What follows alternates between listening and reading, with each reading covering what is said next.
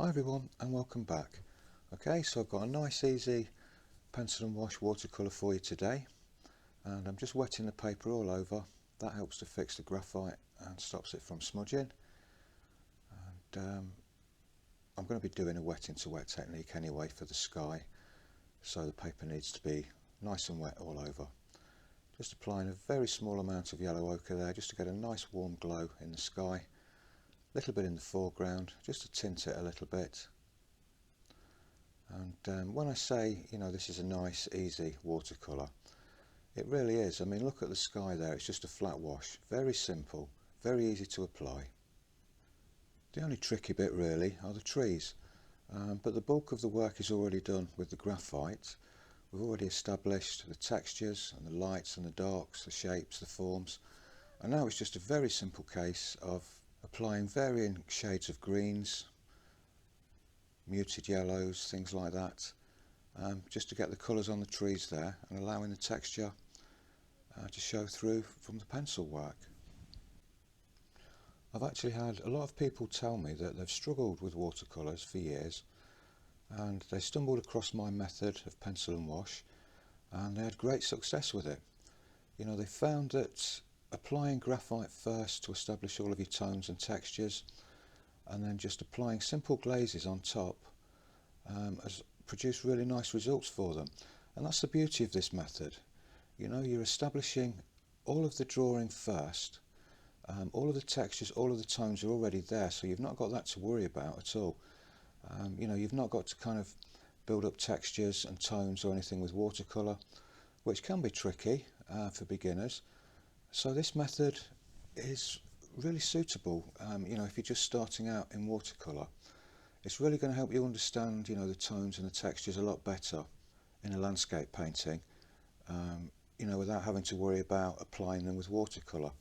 It's kind of a cross between a pencil drawing and a watercolour, but obviously the finished result looks like a finished watercolour, because once the watercolour is applied over the graphite, the graphite takes on that tint a little bit and it loses that kind of flat grey look, and it all just kind of blends in together and looks really nice. And as you can see here at this part of the painting, like I said at the start, a lot of it is just flat washes, and that's all that's happening here with these buildings. Just flat washes are being applied for the colour on the roof and the colours on the buildings, and you'll see in just a minute that a very simple glaze of shadow colour is applied over the buildings. Sometimes we need to apply several layers, but they are just flat washes, so again it's very, very simple to do this one. Now the scene itself is actually a place very near to where I live.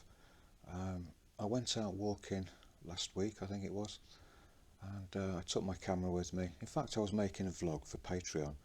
I often do that, go for a walk in the countryside, take my camera, and I make a vlog, of the surrounding area and some of the landscapes, and I take a few nice photos, and if any of them turn out nice, I make a painting and a full tutorial of them for the Patreon members. So this one is over on Patreon as a full tutorial, along with reference photos, the line drawing, all for you to download and copy. And I think I can't remember exactly, I think there's 3 or 4 videos to accompany this one, showing you everything, from start to finish. And if you like the look of this technique, and you're interested in maybe having a go at painting in this style, there's lots more lessons and paintings over on Patreon, all sorts of subjects, mostly landscapes. I'm mostly a landscape painter and drawer, but there's other lessons over there including birds, butterflies, graphite tutorials, mixed media tutorials, all sorts. In fact, I've lost count of actually how many projects there actually are on Patreon. There's so many there now. I've been building them up, over the last 3.5, 4 years, I think it is now. I've been on Patreon. There's over 700 videos there, ranging from full-length projects to tips and techniques videos, art material reviews, vlogs, Q&As. There's just too much to mention really. I'll leave links to Patreon in the description and in the end screen cards as well. But if you do like this technique, here's a few other examples of watercolour paintings using the pencil and wash technique. Okay, so I've pulled out 4 quick examples for you here. This one's a Norfolk scene. This one I made up from imagination.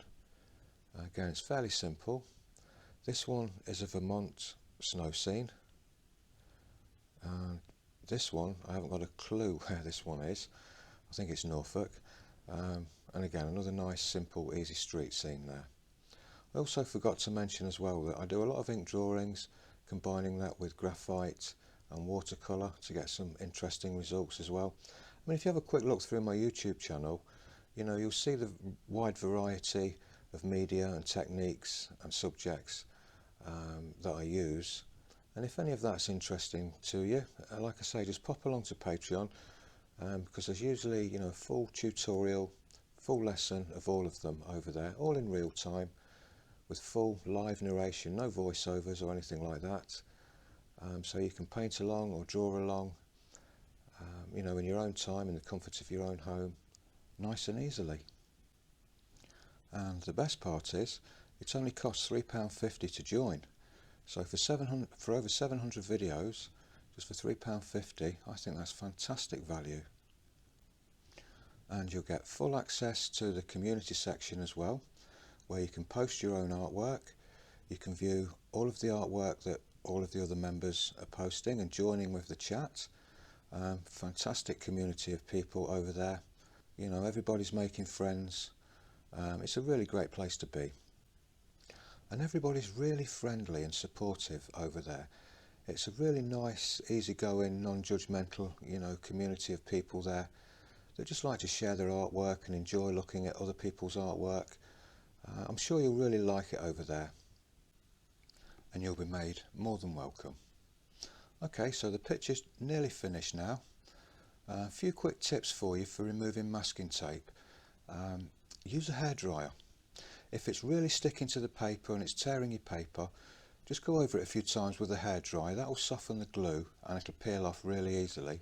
Or you can stick the masking tape to your clothes or any material before you stick it down on the paper. That'll lessen the stick of it and it should peel off really easily. But I find the hairdryer is the best. Okay, so there's the finished painting. I hope you like that. I hope you have a go at this one as well. And thanks very much for watching. And don't let what's going on in the world at the minute get you down. Just stay positive, stay strong, spread love, not fear, and everything's going to be okay. Alright, so take care everybody, and I'll see you in the next one. Bye for now.